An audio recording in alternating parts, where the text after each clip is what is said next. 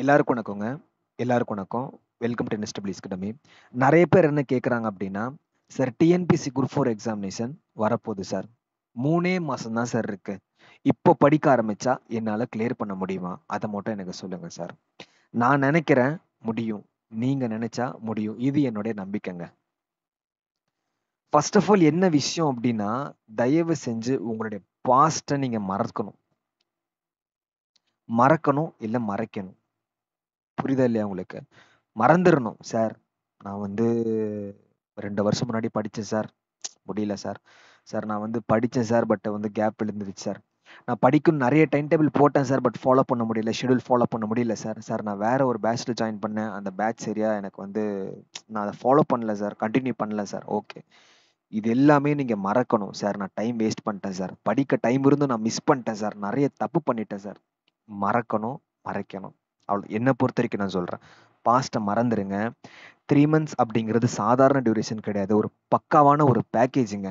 நீங்க நெனைச்சீங்க அப்படின்னா, நீங்க நெனைக்கிறீங்க இல்லைங்களா? கிளியர் பண்ணணும் அப்படின்னு நெனைக்கிறீங்க இல்லைங்களா? அதே போல அதே போல நீங்க ஃபுல் அண்ட் ஃபுல் என்கேஜ்டா இருக்கணும். நீங்க வந்து ஹவுஸ் ஒய்ஃபா இருங்க, பார்ட் டைமா இருங்க, ஃபுல் டைம் ஒர்க் பண்றவங்களா இருங்க, ஸ்டூடெண்ட்டா இருங்க, யாரா வேணா இருங்க. பட் ஒரு நாளைக்கு சார் எனக்கு வந்து ஒரு 5 மணி நேரம் எவ்வளோ முடியுமோ அவ்வளோ உங்களோட டைமை உங்கள் டியூரேஷனை எக்ஸ்பேண்ட் பண்ணி வச்சுக்கோங்க. இந்த இடத்துல வந்து சார் நான் 10 மணி நேரம் படிக்கிறேன் அதை நான் கேட்கல. எவ்வளோ குவாலிட்டியாக படிக்கிறீங்க அதை தான் நான் எதிர்பார்க்குறேன். புரியுதுங்களா? ஸோ குவாலிட்டி கொடுங்க. சார் நான் வந்து 4 மணி நேரம் தான் சார் எனக்கு கிடைக்குது. ஸோ அந்த quality, give that quality, quality of studies. புரியுது சார். நான் 10 மணி நேரம் இருக்கு சார் எனக்கு படிக்கிறதுக்கு, ஆனால் 4-5 மணி நேரம் தான் சார் படிப்பேன் அப்படி நான் சொல்லலை. ஸோ அந்த குவாலிட்டி கொடுங்க. நீங்க பேசுறதுல இருந்து, சிந்திக்கிறதுல இருந்து, செயல்படுறதுல இருந்து எல்லாமே இதுல டிஎன்பிசி அடங்கி இருக்கணும். நீங்க மத்தவங்க கிட்ட பேசும்போது கூட நீங்க வந்து இப்போ குரூப் 4 அப்படின்னா, இப்போ எக்கனாமி பத்தி ஓகே பொருளாதாரம் எப்படி போயிட்டு இருக்கு, ஸோ அது மாதிரி நீங்க பேசுறது கூட டிஎன்பிசி சம்பந்தமாகத்தான் இருக்க வேண்டும் இந்த 3 மாதம். அதே போல வந்து லாங் டைம் டியூரேஷனா நீங்க யோசிக்க வேண்டாம். ஓகேவா? இப்போ ஒரு ஸ்டடி பிளான் இருக்கு. இப்போ நம்ம ஸ்டடி பிளானும் போட்டிருக்கோம். நிறைய ஸ்டடி பிளான் இருக்கு, ஷெட்யூல் இருக்கு, எனிதிங். ஓகேங்களா? இந்த 3 மாதத்துக்குள்ள நீங்க வந்து சிலபஸ் கவர் பண்ற மாதிரி ஒரு ஸ்டடி பிளான் எடுத்துக்கங்க. உங்களுக்கு வேணா சொல்லுங்க, நான் தரேன். புரியுதுங்களா? நான் டிஸ்கிரிப்ஷன்ல வந்து ஆட் பண்ணிடுறேன். இப்போ இந்த 3 மந்த்ஸ்க்குள்ள முடிக்கிற மாதிரி இருக்கணும். அப்போ ஒரு நாளைக்கு வந்து நீங்க 4-5 டாபிக், ஒரு 4-5 லெசன் படிக்கிற மாதிரி இருந்துச்சுன்னா, ஸோ டார்கெட் தட். புரியுதுங்களா? ஸோ அது மட்டும் தாங்க. Target that. ஸோ இன்னைக்கு நான் இதை படிக்கணும். இது எப்படியாவது நான் படிச்சே ஆகணுங்க. படிச்சு தாங்க ஆகணும். 1000 கமிட்மெண்ட் இருக்கும் தான். ஆனா நான் கிளியர் பண்ண நினைக்கிறேன். பட் நான் படிச்சு தான் ஆகணும். மஸ்ட். அந்த இடத்துல வந்து என்னன்னா ஆப்ஷன்ஸ் எல்லாம் மஸ்ட் படிச்சு தான் ஆகணும். ஓகேங்களா? ஸோ இது மாதிரி வந்து ப்ராசஸ் போயிட்டே இருந்துச்சு அப்படின்னா நீங்க கிளியர் பண்றதுக்கு வாய்ப்பு இருக்கு.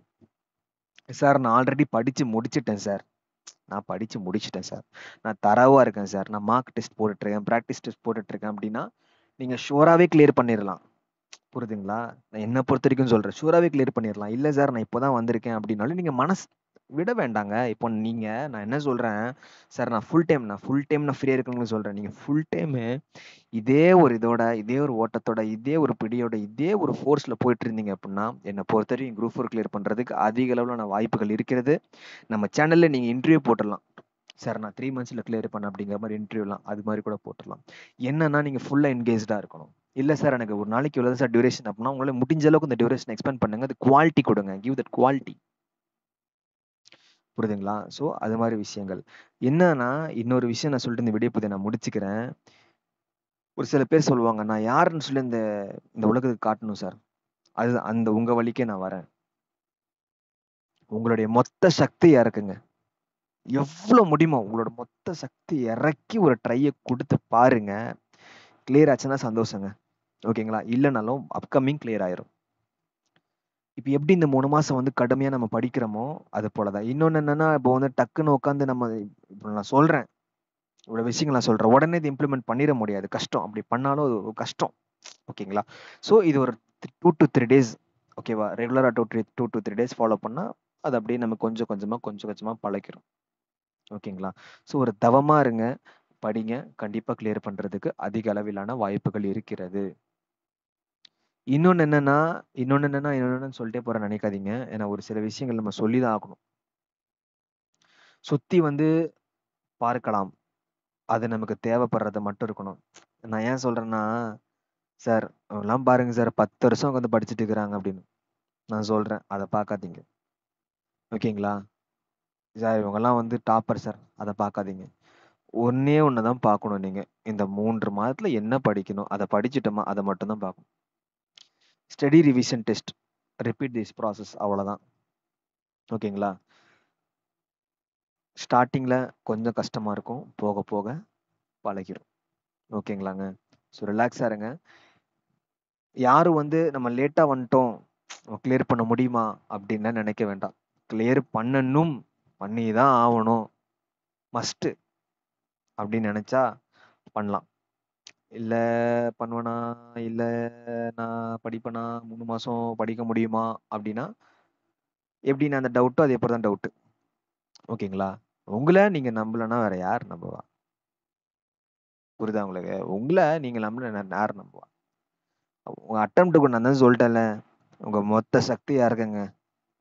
அன்டில் புரியுதுங்களா? மொத்த சக்தி யாருக்குங்க? நீங்க யாருன்னு காட்டுங்க. ஓகேங்களாங்க? இந்த எக்ஸாம் நீங்க சொல்றீங்க இல்லைங்களா? நான் யாருன்னு காட்டணும் சார். நான் யாருன்னு காட்டணும் சார். இன்சல்ட் பண்ண முன்னாடி நான் யாருன்னு காட்டணும். அவ்வளவுதான். வெளில சுத்தி முத்தெல்லாம் பார்க்காதீங்க. இம்பார்ட்டன்டான விஷயங்கள் மட்டும் இது பண்ணிக்கங்க. அவ்வளவுதான். குரூப் 4 எக்ஸாம் அப்ளை பண்ணிட்டீங்க. இப்ப என்ன 3 மந்த்ஸ் இருக்குது. என்ன அரவுண்ட் ஒரு 100 நாள் இருக்குன்னு வச்சுக்கலாமா? வச்சுப்போம். நல்லா தானே இருக்கு 100 நாள் சொல்றதுக்கு. 100 நாள். ஸோ அழகா அன்னன்னைக்கு என்னென்ன படிக்கணுமோ அத படிக்கிறோம். அத ரிவைஸ் பண்றோம். டெஸ்ட் எழுதுறோம். அவ்வளோதான். அப்படியே ப்ராசஸ் போயிட்டே இருக்கும் பாருங்க. போயிட்டே இருக்கும் பாருங்க. போயிட்டே இருக்கும் பாருங்க. குரூப் 4 எக்ஸாம் வந்துரும். அதே போல எப்படி நல்ல மார்க் எடுத்தீங்களோ, நல்ல ஒரு 180 மினிமம் ஒரு 180 கட் ஆஃப் டார்கெட் வச்சுக்கோங்க. அதே மாரி எடுக்கிறதுக்கு பாருங்க. ஸ்டார்ட்டிங்ல மார்க் கம்மியா தான் வரும். கம்மியா தான் வரும். அதுக்கப்புறம் இது இன்க்ரீஸ் ஆயிரும். அத பத்திலாம் நோ நீட் டூ வொரி. அதுக்கப்புறம் கரெக்ட்டா எக்ஸாமினேஷன் வரும். அடிக்கிறோம், தட்டுறோம், வேலை வாங்கிட்டு போயிட்டே இருக்கோம். அவ்வளோதான் முடிஞ்சு போச்சு. திரும்பி வந்து அடுத்த வருஷம் உட்காந்து எப்போ வந்து பிளானர் வரும், எப்போ நோட்டிஃபிகேஷன் வரும், எப்போ எக்ஸாம் வரும் அது மாரி இல்லாம இருக்கிற இந்த ஒரு வாய்ப்பு இதுவே பயன்படுத்திக்கிற மாரி பார்த்துக்கங்க. அப்புறம் நாளைக்கு வந்து எக்ஸாமினேஷன் முடிஞ்சுட்டு ஐயய்யோ! நான் வந்து படிச்சிருக்கலாம், அப்படி படிச்சிருக்கலாம் அப்படின்னு சொல்லி நினைக்கிறது நோ யூஸ். ஓகேங்களா? இன்னொரு விஷயம் என்னன்னா, இப்போ வந்து குரூப் 4 வந்து heavy competition. Lots of lakhs and lakhs of competition. இப்ப அடுத்து வர வந்து ஒரு சில பேர்லாம் கேட்கறாங்க இப்போவே, "சார் அடுத்தெல்லாம் வந்து நமக்கு வந்து மெயின்ஸ் எல்லாம் வருவதற்கு வாய்ப்பு இருக்கா?" அப்படிங்கிற மாரி கேட்கறாங்க. இது ஹெவி காம்படிஷன வந்து சார்ட் அவுட் பண்றதுக்கு மெயின்ஸ் அது மாரிலாம் வந்துச்சுன்னா, அதுக்கப்புறம் கொஞ்சம் கஷ்டமா போயிரும். ஓகேங்களா? அதனால இப்போதைக்கு அதெல்லாம் ஒண்ணும் இல்ல. அதேபோல மைனஸ் மார்க்கும் இல்ல. அது உங்களுக்கு ரொம்ப பெரிய ஒரு பெனிஃபிட். ஸோ எல்லாமே உங்களுக்கு பெனிஃபிட் தான். உங்களுக்கு எது எதெல்லாம் பெனிஃபிட்டோ அத ஃபர்ஸ்ட்டு பாருங்க.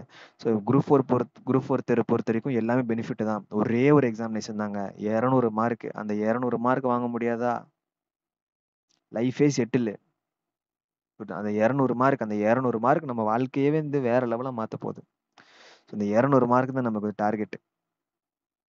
ஓகேங்களாங்க. இதுக்கு வந்து மெயின்ஸோ, இன்டர்வியூ அதெல்லாம் அழகா நம்ம 200 கொஸ்டின் அடிக்கிறோம். அவ்வளோதான் தட்டுறோம். எக்ஸாம் மாரிலயே நம்ம முடிவு பண்ணிக்கலாம். ஓகேப்பா நான் சூப்பரா எழுதிட்டு நான் கிளியர்ப்பா அவ்வளோதான் முடிஞ்சு போச்சு. அவ்வளோதான் கதை. புரியுதுங்களா? அவ்வளோதான் நான் போஸ்டிங் விஏஓ நம்ம எடுத்த மார்க்குக்கு ஏத்த மாரி நமக்கு ஒரு வேலை. நான் இன்னொன்னு என்ன சொல்றேன், இந்த 3 மாசம் இப்பதான் படிக்க ஆரம்பிக்கிறேன் அப்படின்னு சொல்றவங்களுக்கு, நீங்க உங்களால முடிஞ்ச அளவுக்கு எஃபோர்ட் போட்டு படிங்க. ஏங்க நமக்கு ஏதாவது ஒரு ஒரு கவர்மெண்ட் நமக்கு வேலை தேவை ஒரு கவர்மெண்ட் போஸ்டிங். அப்ப ஏதாவது ஒரு கவர்மெண்ட் போஸ்டிங்னா கூட சந்தோஷம் தானே! ஸோ பார்த்துக்கங்க. ஓகேங்களா? So thank you. நான் சொல்ல வேண்டியதெல்லாம் சொல்லிட்டேன்னு நெனைக்கிறேன். மேபி ஒரு சில விஷயங்கள் வந்து சொல்லாமலும் விட்டுருக்கலாம். ஏன்னா மனசுல இருந்து பேசுறனால எழுதி வச்சு பேசல. மனசுல இருந்து பேசுறேன். அதனால மேபி மிஸ் ஆயிருக்கலாம். இருந்தா கீழ கமெண்ட் செக்ஷன்ல கமெண்ட் பண்ணுங்க. Thank you.